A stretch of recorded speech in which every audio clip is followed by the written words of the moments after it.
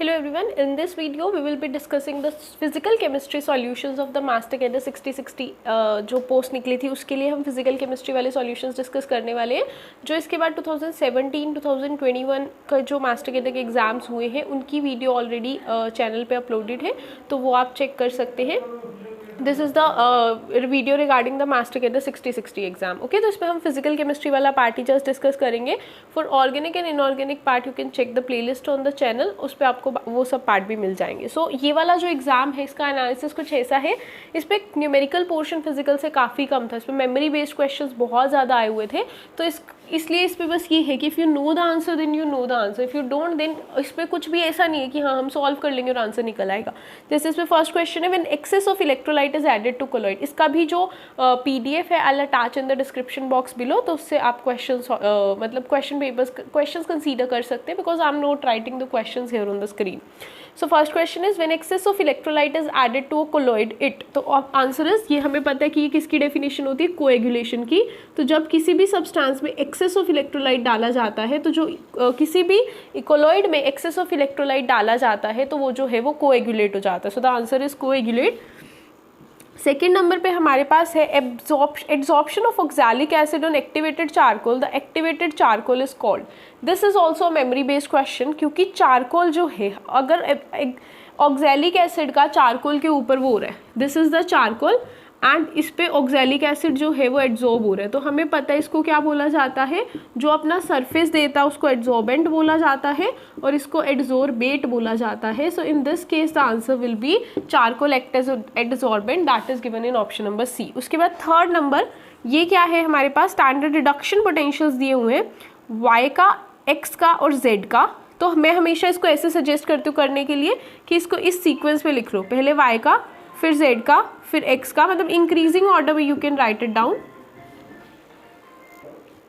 3.03 और इसका कितना होगा, दैट इज -1.16 और इसका कितना होगा 0.52। तो इस पे पूछा हुआ है किसका रिड्यूसिंग पावर सबसे ज़्यादा है। रिड्यूसिंग पावर मतलब दूसरे को रिड्यूस करना, मतलब किसका ऑक्सीडेशन पोटेंशियल सबसे ज़्यादा है। तो हमें पता है हम डाउन द ग्रुप जाते हैं तो रिडक्शन पोटेंशियल इंक्रीज होता है और अबव द ग्रुप जाते हैं तो ऑक्सीडेशन पोटेंशियल इंक्रीज होता है। तो Y का जो ऑक्सीडेशन पोटेंशियल है, Y has maximum oxidation potential, मतलब इसमें ऑक्सीडाइज खुद होने की टेंडेंसी और दूसरे को ये रिड्यूस कर देगा, तो it has maximum oxidation potential and maximum reducing power as well. So the answer to this question will be Y। ठीक है, उसके बाद फोर्थ क्वेश्चन है हमारे पास, इनमें से कौन सा molecule vibrational infrared spectra show नहीं करता। तो इसके लिए क्या है, वाइब्रेशनल इंफ्रारेड मतलब IR स्पेक्ट्रोस्कोपी के लिए कंडीशन क्या रहती है, except homonuclear diatomic molecules all are active. तो मतलब हमें तो ये देखना कौन सा एक्टिव नहीं है, कौन सा शो नहीं करता, तो इसमें आ जाएगा होमोन्यूक्लियर डायटोमिक मॉलिक्यूल जो सा भी है, सो इसका आंसर आ जाएगा AH2। सो होमोन्यूक्लियर डायटोमिक जो मॉलिक्यूल है H2 वो हमें शो नहीं करता वाइब्रेशनल स्पेक्ट्रा। ठीक है, उसके बाद आगे वाले क्वेश्चंस जो हैं those are some of like organic का पार्ट है, that I have already told you, you can check the videos on the channel, उसमें भी आपको ऑर्गेनिक फिजिकल के इनऑर्गेनिक के सॉल्यूशंस मिल जाएंगे। Then we have is question number 8th question में क्या है, for Beer-Lambert's law in analytical chemistry the best concentration to be used is। तो Beer-Lambert's law की कंडीशन हमारे पास ये रहती है कि जो सॉल्यूशन है उस वो डाल्यूट होना चाहिए, जितना डाल्यूट होगा उतना ज़्यादा अच्छा। एक तो कलर्ड भी होना चाहिए, बट यहाँ पे तो क्वेश्चन कंसंट्रेशन के टर्म्स में पूछा हो, तो जितना कंसंट्रेशन कम उतना ही बेस्ट होगा। So 10⁻⁴ is the minimum concentration, so the answer to this question will be option number D. ठीक है, बिकॉज चारों ऑप्शन में से यही मिनिमम दी हुई है। उसके बाद है अगले क्वेश्चंस भी आपको काफ़ी सारे इनऑर्गेनिक के मिल जाएंगे। से इस पे फिजिकल पार्ट इस वाले एग्जाम में पर्टिकुलरली थोड़ा कम दिख रहा है मेरे को।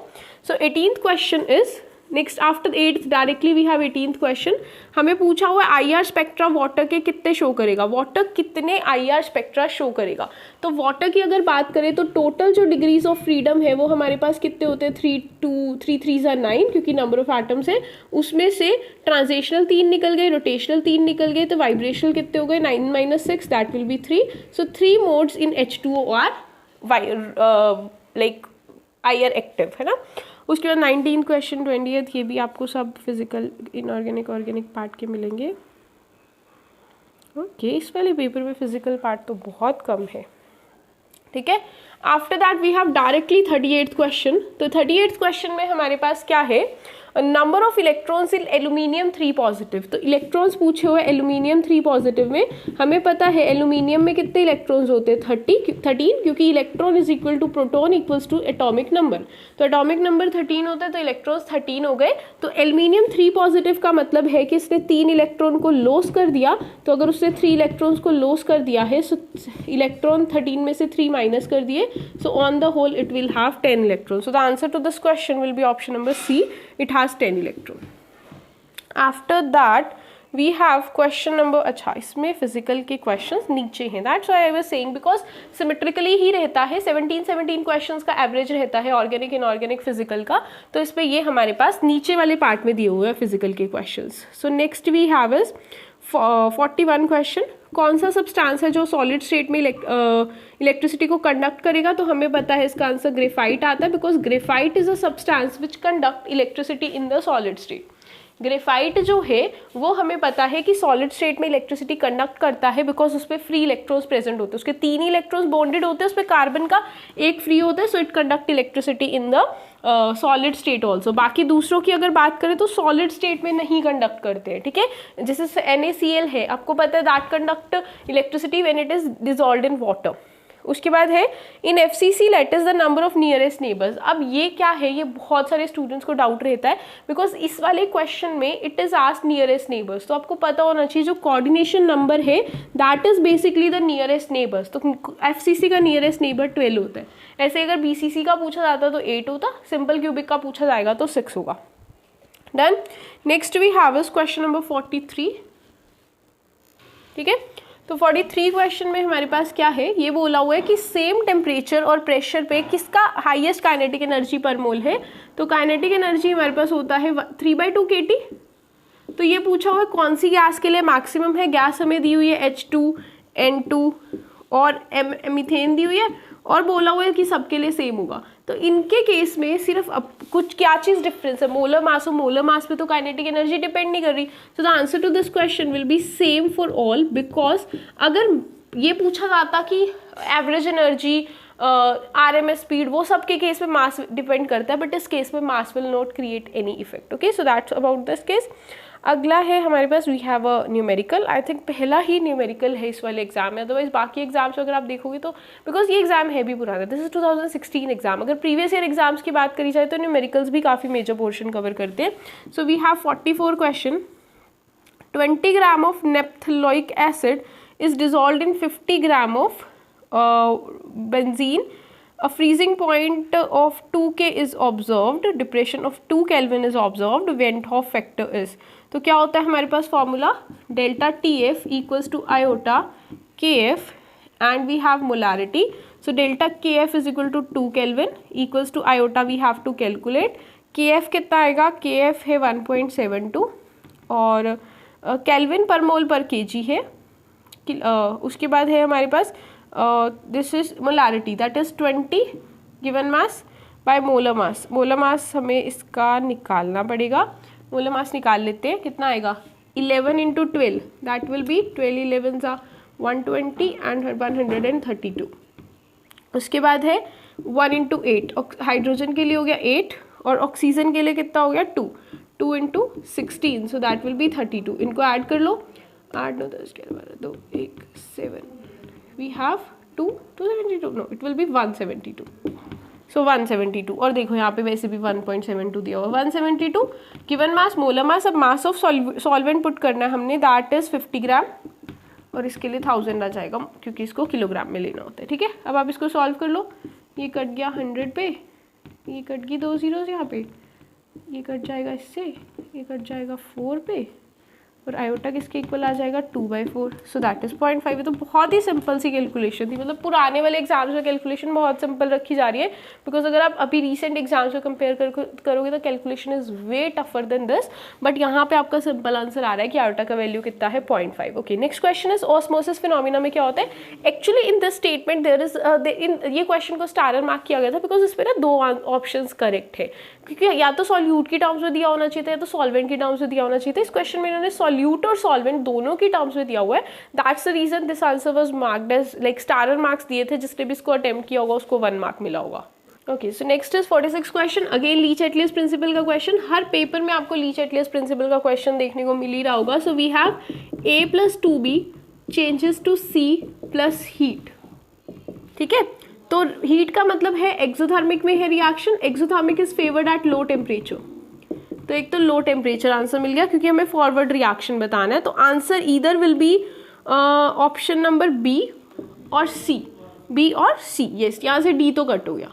अब हमें प्रेशर की बात करनी है। ऐसे क्वेश्चंस में क्या करना है, अगर क्रैम नहीं भी कर रखा आप अपनी तरफ से कुछ भी मान लो, लेट्स सपोज मैंने मान लिया हाई प्रेशर ले लेते हैं, फिर आप अप्लाई करके देखो, अगर प्रेशर ज़्यादा है तो रिएक्शन उस डायरेक्शन में मूव करेगी जिधर प्रेशर कम होगा, जिधर मोल्स कम होंगे, मतलब फॉरवर्ड में। ठीक है, तो बाई चांस ही फॉरवर्ड आ गया, नहीं तो फिर क्या होता, बैकवर्ड आ जाता तो मैं उल्टी कंडीशन लिख देती। So the reaction is favoured at low temperature and high pressure. So answer क्या है, low temperature and high pressure. Done. उसके बाद next question is which of the following is a buffer. तो बफर के लिए एक बहुत ही फेमस एग्जाम्पल है कि that is a mixture of weak acid and the salt of this weak acid with a strong base. तो ये दिया हुआ है बी ऑप्शन में, NH4OH एंड NH4Cl। क्योंकि बाकी वाले सारे केसेस में देखो, फर्स्ट वाले ऑप्शन में दिया हुआ है NaOH, तो that is a strong base, strong base नहीं लेना, वीक बेस लेना है। अगले वाले में भी NaOH दिया हुआ है, that is also not answer. K2SO4 plus H2SO4, यहाँ पे भी स्ट्रॉन्ग एसिड लिया हुआ है। दो केसेस में स्ट्रॉन्ग बेस, एक केस में स्ट्रॉन्ग एसिड, ये एक केस है जहाँ वीक लिया हुआ है। तो हमारे पास कंडीशन क्या होती है, weak base and salt of this weak base with a strong acid, और वीक एसिड और salt of this weak acid with a strong base. Okay, next we have is correct relationship. क्या, तो ये तो आपको पता होना चाहिए, ये कौन सा रिलेशन है, डेल्टा G नोट। वैसे हमारे पास रिलेशन क्या होता है, we have relation is delta G equals to delta G naught plus RT/ln क्यों बोलते हैं। अब अगर इक्विलिब्रियम की बात करी जाए तो ये 0 हो जाता है और ये K के इक्वल हो जाता है। So formula become delta G nought equals to minus RT/ln K, that is the answer. ठीक है, that is given in option number A.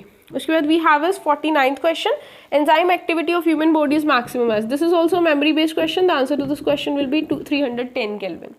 Last question में actually there is again a mistake. इस question में भी इन्होंने ना Br2 की power में, जो ये काइनेटिक्स का क्वेश्चन है, जो रेट लिखना था, रेट लिख दिया KH2, फिर Br2 की पावर में y स्क्वायर, तो इसलिए ये गलत हो गया, y स्क्वायर गलती से लिख दिया। एक्चुअली में ये लिखना क्या चाह रहे थे, 1/1/2, तो y स्क्वायर के अकॉर्डिंग तो स्टारर मार्क्स मिले, लेकिन मैं आपको करके बताती हूँ बिकॉज अगली बार they will not repeat the same mistake if it is 1/2। तो उस केस में क्या होगा, ऑर्डर तो होगा 1 + 1/2। अच्छा, पता नहीं अब 1/2 लिखने वाले थे या हाफ लिखने वाले थे, मैं 1/2 के अकॉर्डिंग करा के बताऊँ। So that will B 5/2 is given in the option. तो अभी पता नहीं ये क्या लिखने वाले थे, यहाँ पे हाफ भी हो सकता है। अगर हाफ होता तो ऑर्डर कितना होता, ऑर्डर होता 1 + ½ मतलब 3/2।